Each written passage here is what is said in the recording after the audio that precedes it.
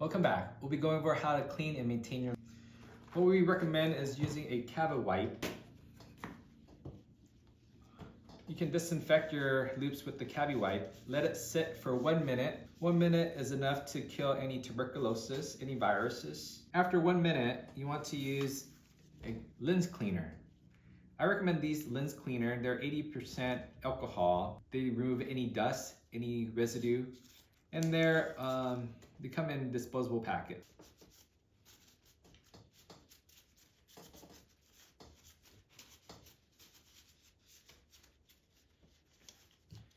And that completes the maintaining and cleaning of your loupes.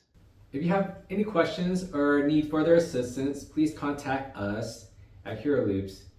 Again, my name is Dr. Tan. I want to thank you for choosing our products. If you enjoy our service and our products, please leave us a Google review and share Hero Loupes with your friends. Thank you.